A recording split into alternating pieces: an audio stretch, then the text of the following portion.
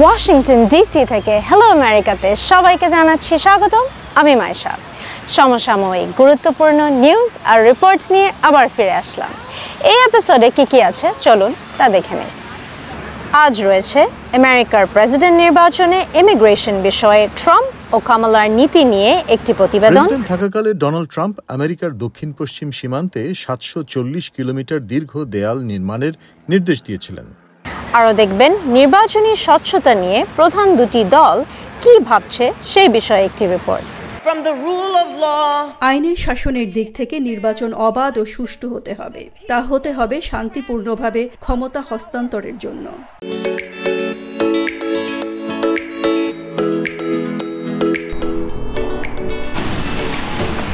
নভেম্বরের প্রেসিডেন্সিয়াল ইলেকশনে ভোটারদের মধ্যে একটি প্রধান ইস্যু হলো অভিবাসন বা ইমিগ্রেশন।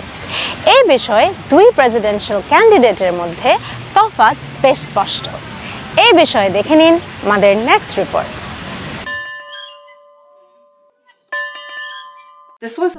এই শহর ছিল স্বর্ণখনি।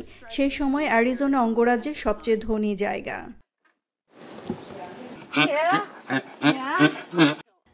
এখন এটি পরিত্যক্ত শহর।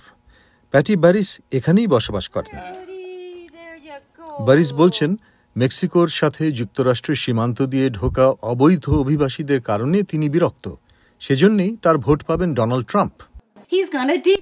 তিনি ওদেরকে নিজ দেশে ফেরত পাঠাবেন।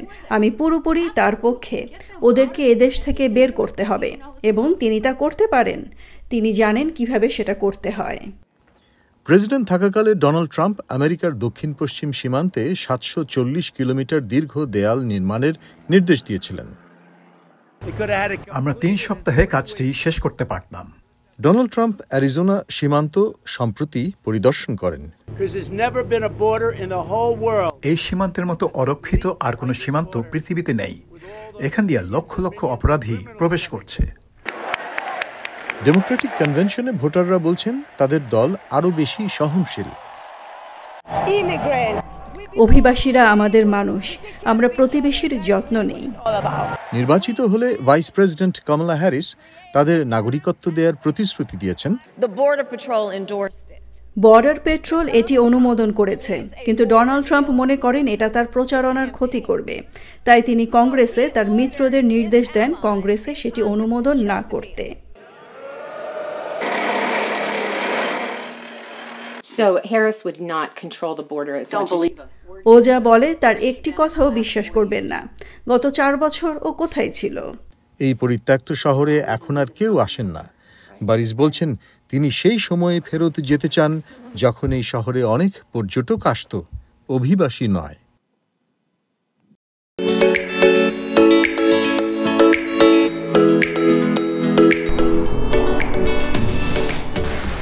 নভেম্বরে প্রেসিডেন্সিয়াল ইলেকশনের আগে আমেরিকার দুই প্রধান রাজনৈতিক দল নির্বাচনী স্বচ্ছতা নিয়ে উদ্বেগ প্রকাশ করেছেন।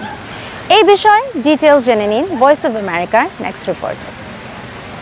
ডেমোক্র্যাটদের অভিযোগ যে রিপাবলিকানরা ভোট কেন্দ্রগুলোতে প্রবেশাধিকার সীমিত করছে এবং ফলাফলের সার্টিফিকেট প্রদানে বাধা দেওয়ার ষড়যন্ত্র করছে।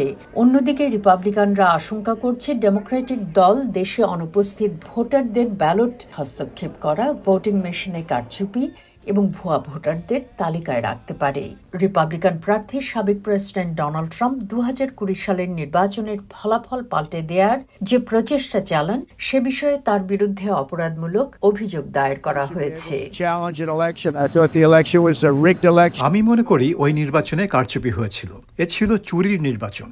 ডেমোক্রেটিক দলের প্রার্থী ভাইস প্রেসিডেন্ট কামালা হ্যারিস ট্রাম্পের বিরুদ্ধে নির্বাচনে আস্থা নষ্ট করার অভিযোগ এনেছেন এবং আমেরিকার মৌলিক নীতি সমুন্নত রাখার প্রতিশ্রুতি দিয়েছেন। আইনের শাসনের দিক থেকে নির্বাচন অবাধ ও সুষ্ঠু হতে হবে। তা হতে হবে শান্তিপূর্ণভাবে ক্ষমতা হস্তান্তরের জন্য।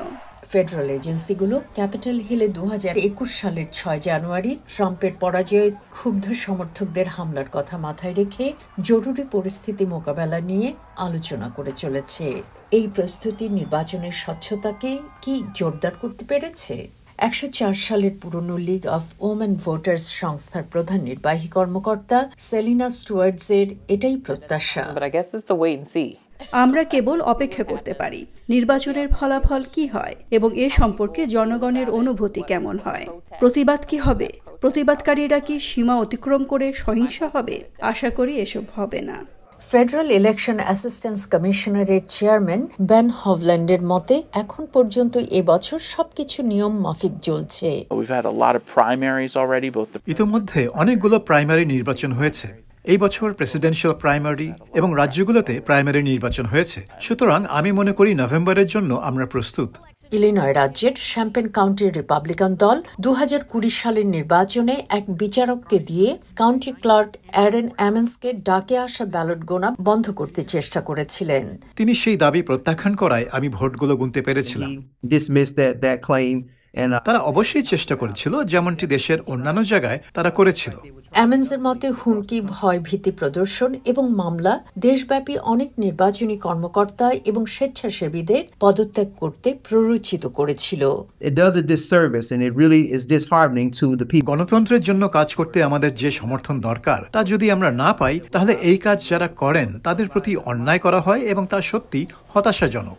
এরিক ফে বলেন, এই ব্যবস্থা চালু রাখার জন্য প্রার্থী, দলীয় কর্মকর্তা এবং জনগণকে আমন্ত্রণ জানানো গুরুত্বপূর্ণ। ডাক মাধ্যমে আসা ব্যালটগুলোকে খোলা, তা সঠিকভাবে রাখা এবং ভোটের সরঞ্জাম পরীক্ষা করা, আবারও ব্যালটগুলোকে হাতে গোনা, নির্বাচনের পর নিরীক্ষা করা, এসবই প্রকাশ্যে পর্যবেক্ষণযোগ্য।